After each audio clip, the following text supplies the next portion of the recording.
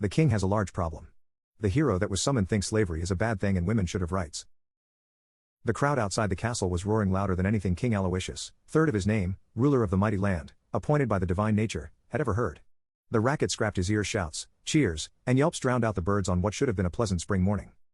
Aloysius licked his lips and scratched his beard. He paced around his quarters and reached the window once more. Though his advisor had warned him against it, he couldn't resist taking a glance out the window, down to the city below. The walls of the citadel kept them at bay, but the peasants gathered around the walls of they had started to gain mass. Under the bright, blue sky, the city slouched, roofs caved in, walls of buildings were held up with extra planks, and the north end of town had still not been repaired after the fire last summer. Instead of its usual, muted quality, the city felt alive. People crowded the roads in all directions and the crowd came to a head at the castle's gate, which was drawn shut. With divine blessing, it would hold shut. All this for one man? Aloysius asked his advisor. Elias nodded gravely. I'm afraid so, Your Majesty. Aloysius swore. And his party? Locked in the dungeons, all in separate cells, Elias confirmed. It was a small comfort, but at least they couldn't be as much of a problem for now. Aloysius took another lap around his quarters and rubbed his forehead, which seemed to have taken on a thin sheen of sweat despite the fact the weather was mild. It was absurd, truly. None of it made sense. It had started last summer, after the dragon's fire swept through the town. The flames scorched a little too close to the castle's keep for his liking, so he'd offered a handsome sum for anyone who could put a stop to the beast's destruction. It was hardly his fault the petulant peasant boy took it upon himself to make a fool of his king.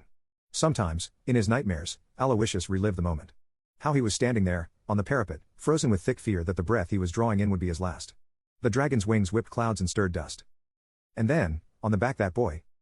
It was true, he hadn't specified how he wanted the dragon's attacks to stop. Truthfully, he couldn't have cared less if the dragon was slain or driven out. But to befriend the dragon? It was making a mockery of Aloysius' rule. After a season of chaos, Aloysius finally gave in to his former advisor's advice and paid the sum.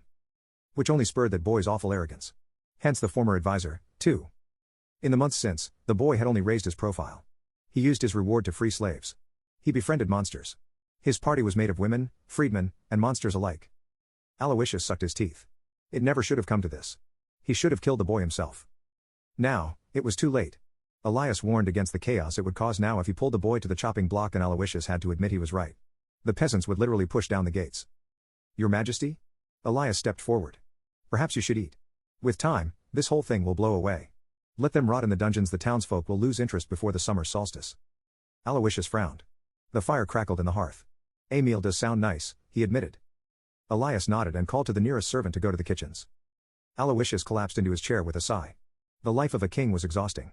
Head of the realm, he was. And yet these ungrateful peasants couldn't see how he was holding everything together. What would they ask for next? Workers' rights? Voting on their leader? Absurd. Absolutely absurd.